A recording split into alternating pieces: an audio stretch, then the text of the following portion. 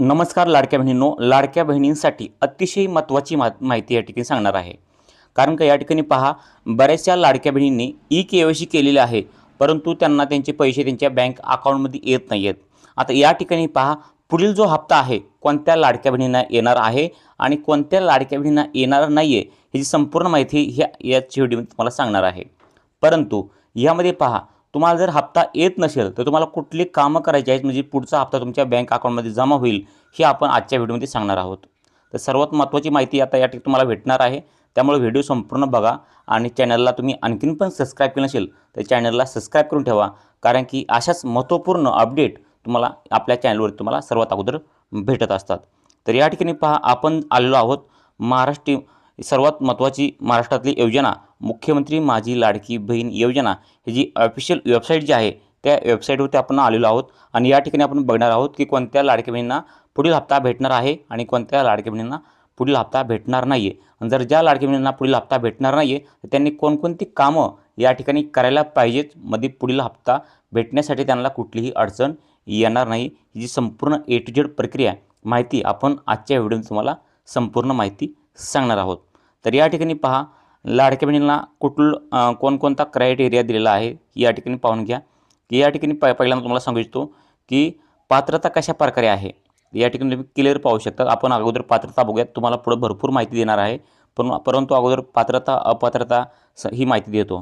तर या ठिकाणी पहा, तुम्ही जर पहिल्यांदा जे आहे ते महाराष्ट्र राज्यातील रहिवासी असायला पाहिजेत, हे महत्त्वाचं आहे.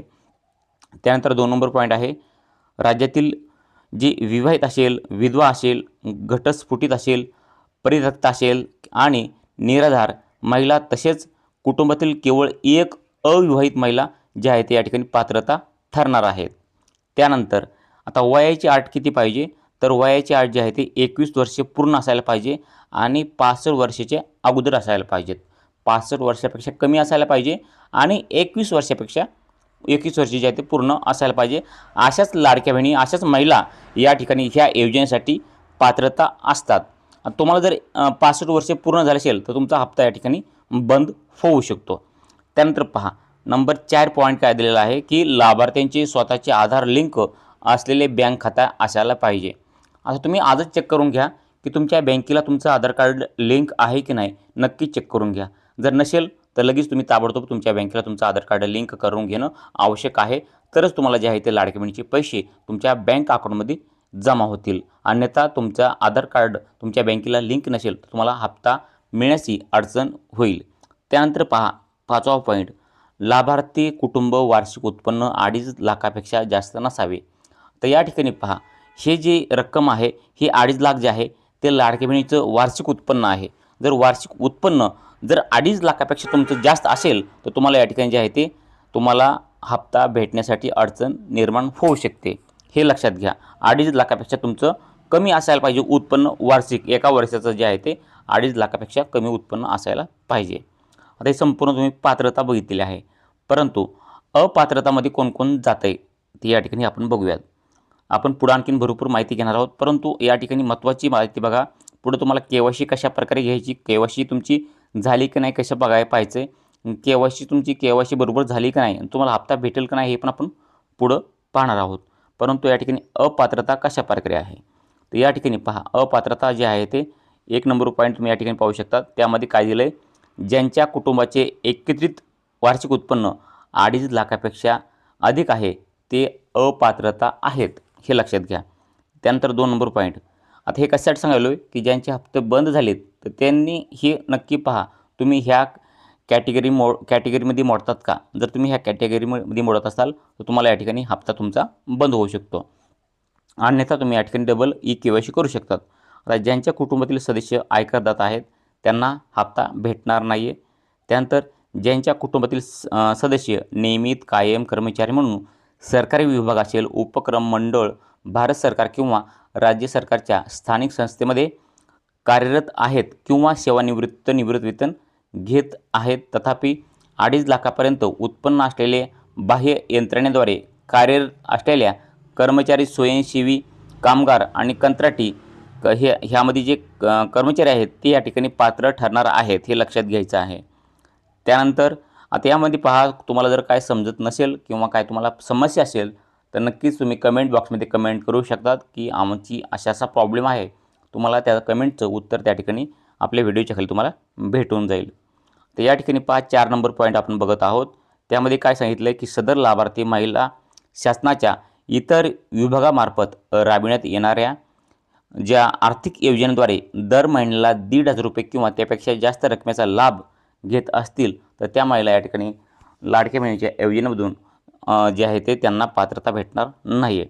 आता या ठिकाणी पहा, PM किसान योजना असेल किंवा जे आपले श्रावण बाळ योजना अशा अनेक योजना आहेत. त्या योजनेचा लाभ ₹1,500 भेटत असेल किंवा त्यापेक्षा अधिक भेटत असेल तर त्यांना या ठिकाणी लाडक्या बहिणीच्या योजनेतून त्यांना भेटणार नाही आहे लाभ. आता 5 नंबर पॉईंट पहा. 5 नंबर पॉईंटमध्ये काय दिलं आहे की ज्यांच्या कुटुंबातील सदस्य विद्यमान माजी खासदार आमदार आहेत त्यांना पण लाभ भेटणार नाही आहे. त्यानंतर ज्यांच्या कुटुंबातील सदस्य भारत सरकार किंवा राज्य सरकारच्या बोर्ड कॉर्पोरेशन उपक्रमाचे अध्यक्ष उपाध्यक्ष संचालक सदस्य आहेत त्यांना पण या ठिकाणी हा लाभ दिला जाणार नाही आहे. आणि 7 नंबर पॉईंट पहा की 7 नंबर पॉईंटमध्ये काय दिलेलं आहे, महत्त्वाची बातमी आहे. ज्यांच्याकडे 4 चाकी वाहन ट्रॅक्टर वगळून त्यामध्ये जर ट्रॅक्टर तुमच्याकडे असेल तरी पण तुम्हाला लाभ भेटेल. पण ट्रॅक्टर सोडता तुमच्याकडे दुसरे कुठलेही 4 चाकी वाहन असेल तर त्यांच्या कुटुंबातील सदस्याच्या नावावर नोंदणी करत असेल तर त्यांना हे लाभ भेटणार नाही असं या ठिकाणी क्लिअर दिलेलं आहे. तर नक्कीच तुमच्या लक्षात आलं असेल की कोणत्या लाडक्या बहिणीला लाभ भेटतो आणि कोणत्या लाडक्या बहिणीला लाभ भेटणार नाही. का भेटणार नाही हे पण या ठिकाणी तुम्हाला सांगितलेलं आहे. पात्रता अपात्रता आपण तुम्हाला या ठिकाणी दोन्ही ऑप्शन दाखवलेले आहेत. दोन्हीमध्ये कोणकोणते ऑप्शन आहेत ते पण तुम्हाला दाखवलेलं आहेत. आता या ठिकाणी पहा, तुमचा जर लाभ पुढचा हप्ता भेटणार आहे की नाही तुम्ही नक्कीच आता यामध्ये चेक करून पाहू शकतात की तुम्ही कोणत्या कॅटेगरीमध्ये मोडतात. आता या ठिकाणी पहा, हे जे दिलेलं आहे हे कशासाठी दिलं आहे की ई-KYC कशा पद्धतीने करायची. तर ई-KYC तुम्हाला करण्यासाठी काही करायची जास्त गरज नाही आहे. तुम्हाला या ठिकाणी सांगितलेलं आहे की कोणत्या लाडक्या बहिणींना या ठिकाणी हे पैसे ही संधी दिलेली आहे. या ठिकाणी पहा, ज्या लाडक्या बहिणींनी ई-KYCची संधी फक्त लाभार्थ्यांना दिलेली आहे. कोणत्या लाभार्थ्यांना दिलेलं आहे की ज्यांच्याकडून ई-KYC करताना चुकीचं पर्याय निवडण्यात आलेला आहे त्यांच्यासाठी ही संधी दिलेली आहे. तर तुमची जर चुकीची ऑप्शन तुम्ही निवडला आहे, चुकीची ई-KYC झाली आहे तर तुम्ही या ठिकाणी क्लिक करू शकतात. आणि KYC कशा पद्धतीने करायची आहे हे पण तुम्हाला सांगतो. या ठिकाणी पहा, यावर तुम्हाला क्लिक करायचं आहे. क्लिक केल्यानंतर तुम्हाला KYC अगदी काही मिनिटांमध्ये तुमची KYC होणार आहे. या ठिकाणी फक्त काय करायचं, तुम्हाला आपल्या लाडक्या बहिणीने त्या लाडक्या बहिणीचा आधार कार्ड नंबर जे आहे ते बरोबर तुम्हाला या ठिकाणी टाकायचा आहे. त्यानंतर तुम्हाला हे साईडचा कॅप्चा दिसत आहे तो तुम्हाला कॅप्चा या ठिकाणी बरोबर टाकायचा आहे. कॅप्चा टाकल्यानंतर तुम्हाला काय करायचं आहे, या ठिकाणी पहा खाली यायचं आहे. खाली आल्यानंतर तुम्हाला या ठिकाणी एक मी सहमत आहे असं एक ऑप्शन दिसत आहे. ह्या मी सहमत आहेवरती क्लिक करायचं आहे. आणि त्यानंतर OTP पाठवा या ठिकाणी ऑप्शन दिसत आहे.